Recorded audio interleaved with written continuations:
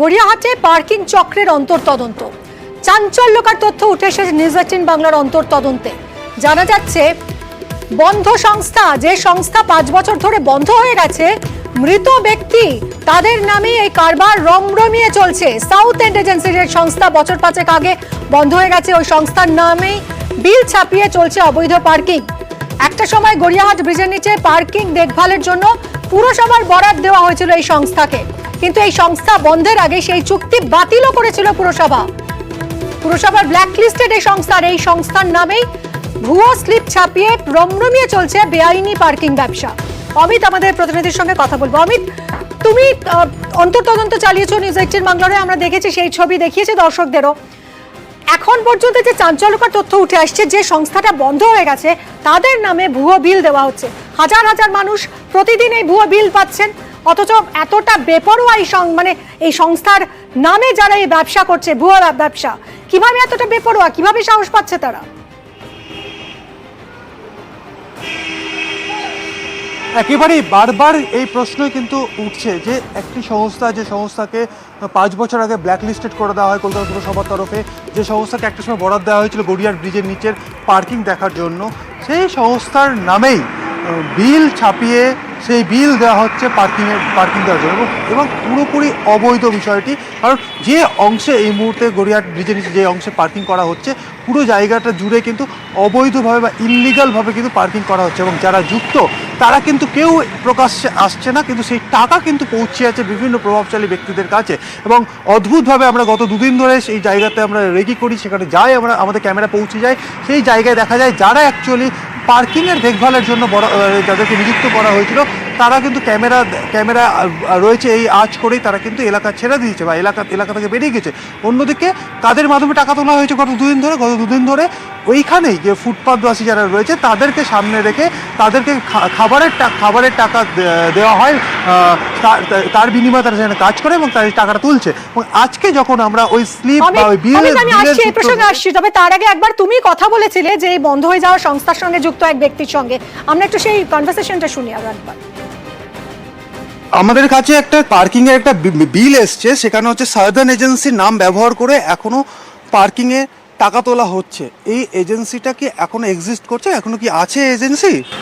এই এজেন্সিটাকে তো 4 বছর 5 বছর হয়ে গেল এজেন্সি বন্ধ হয়ে গেছে। এজেন্সি থেকে তো কোনো ইয়ে করা হয় না। আর এজেন্সির যারা কোঅপারেটিভের যারা মেম্বার ছিলেন তাদের তো মানে বলতে গেলে কেউই নেই, ম্যাক্সিমাম লোকই এই পৃথিবীতেই নেই, ওনারা সব মারা গেছে।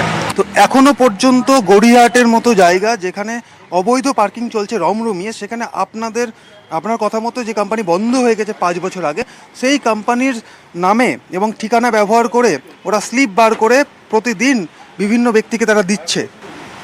না, এটা তো একেবারে বেআইনি। আমাকে তো তাহলে আমরা তো দেখুন, আমরা তো থাকি না, বাইরে থাকি, এরকম যদি হচ্ছে তো আমাকে তো গিয়ে এবার দেখতে হবে, গিয়ে পুলিশে ডায়েরি করতে হবে। তাহলে আপনি তাহলে এদের বিরুদ্ধে লিগাল অ্যাকশন নেবেন, তাই তো?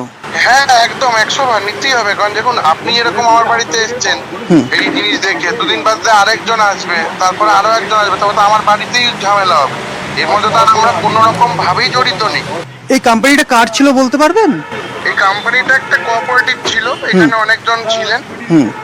আমি অ্যাকচুয়ালি অত বলতে পারবো না, আমি যেটুকু শুনেছি আমার আত্মীয়র মুখে সেটুকুই আপনাকে বলতে পারি। কিন্তু ম্যাক্সিমাম লোকই যারা ছিলেন এখানে এখন কেউই নেই। লাস্ট গৌতম মুখার্জি ছিলেন, উনিও আগের বছর মারা গেছে। কিন্তু এই এজেন্সিকে অনেকদিন আগেই কলকাতা কর্পোরেশন থেকে সাসপেন্ড করে দেওয়া হয়েছে। পুরসভার অভিযোগের ভিত্তিতে এফআইআর করেছে পুলিশ। অমিত, তদন্ত তাহলে এবার কিভাবে এগোবে?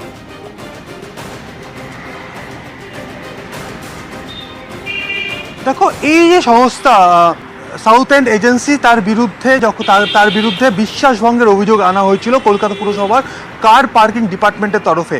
এবং কি অভিযোগ আনা হয়েছিল যে এই সংস্থাকে বরাদ দেওয়া হয়েছিল গড়িয়াহাট ব্রিজের নিচের পার্কিং দেখভালের জন্য, এবং তার বিনিময়ে যে টাকা সরকারিভাবে যে টাকা তোলা হচ্ছে পার্কিং নেওয়ার জন্য, সেই টাকা কিন্তু দিতে হবে কলকাতা পুরসভাকে। এইখানেই তারা বিশ্বাসভঙ্গ করেছিল, এমনটাই কলকাতা পুলিশ সূত্রে আমরা জানতে পেরেছি।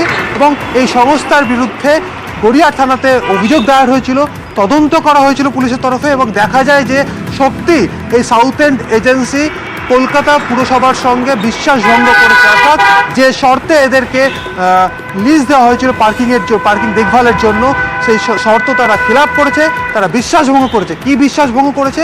যে কলকাতা পুরসভার তরফে যে সমস্ত পার্কিং রয়েছে কলকাতা পুরসভার তত্ত্বাবধানে, সেখানে মেশিনের মাধ্যমে বিল প্রিন্ট করা বিল কিন্তু প্রোভাইড করা হয় যারা গাড়ি পার্কিং করেন।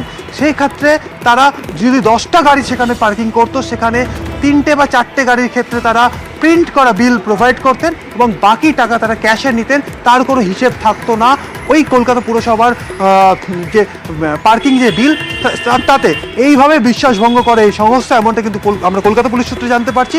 তারপরেই আমরা কলকাতা পুলিশে গড়িয়াহাট থানাতে অভিযোগ দায়ের করা হয়েছিল এই সংস্থার বিরুদ্ধে। কলকাতা পুরসভার কার পার্কিং বিভাগের তরফে তদন্ত এগিয়ে নিয়ে যায় গড়িয়াহাট থানা, এবং তদন্ত করার পরে এই সংস্থার বিরুদ্ধে এবং সংস্থার যিনি কর্ণধার ছিলেন গৌতম মুখোপাধ্যায়, তার বিরুদ্ধে কলকাতা পুলিশের তরফে বা গড়িয়াহাট থানার তরফে চার্জশিটও ফাইল করা হয়েছিল। একদমই তাই অমিত, অর্থাৎ এই যে এজেন্সির বিরুদ্ধে পুরসভা অভিযোগ দায়ের করেছিল, গড়িয়াহাট থানায় বিশ্বাসভঙ্গের অভিযোগ দায়ের করেছিল এবং পুরসভার অভিযোগের ভিত্তিতেই পুলিশ এফআইআর দায়ের করেছিল 2022 সালে। তদন্তের পর চার্জশিটও দিয়েছিল গড়িয়াহাট থানা। বন্ধ এজেন্সির এই স্লিপেই গড়িয়াহাটে বেআইনি পার্কিং এর রমরমা ব্যবসা। নিউজ 18 বাংলার অন্তর তদন্তে উঠে এসেছে চাঞ্চল্যকর তথ্য।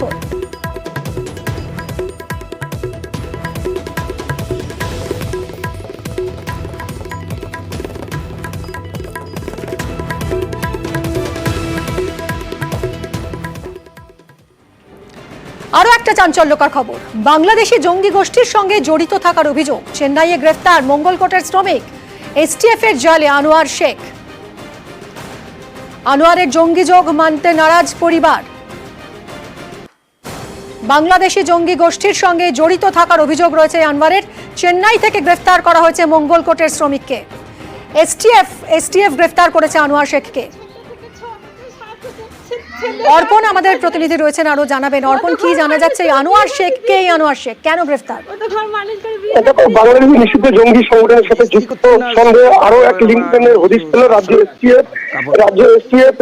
আনোয়ার শেখ নামে চেন্নাই থেকে গ্রেফতার করে একজনকে। তার বাড়ি হচ্ছে দুর্গাপুরের মঙ্গলকোটে। আজ তাকে এই আনোয়ার শেখকে দুর্গাপুর মহকুমা আদালতে তোলা হলো। বিচারক 14 দিনের এসটিএফ হেফাজতের নির্দেশ দেন এবং এই যে বারবার এই যে কাকসা থানার পুলিশ এবং এসটিএফ যৌথ অভিযান চালিয়ে এই যে লিঙ্কনের হদিশ মিলছে এবং জানা যাচ্ছে এসটিএফ আধিকারিকরা যেটা জানাচ্ছেন এদের সাথে আরো কেউ যুক্ত রয়েছে কিনা তাও কিন্তু খতিয়ে দেখছে তাদের নিজেদের হেফাজতে নিয়ে। ধন্যবাদ অর্পণ।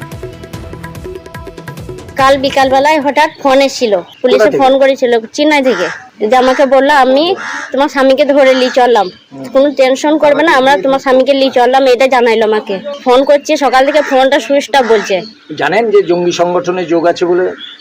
না, ওইসব কোনো যুক্ত নাই গো। আপনি বিশ্বাস করেন? হ্যাঁ বিশ্বাস করে, ওইসব কোনো কাজই করে না। ওইসবে বাইরে চেন্নাই কাজ করতে গেছিল, গ্রামে কাজ হচ্ছিল না।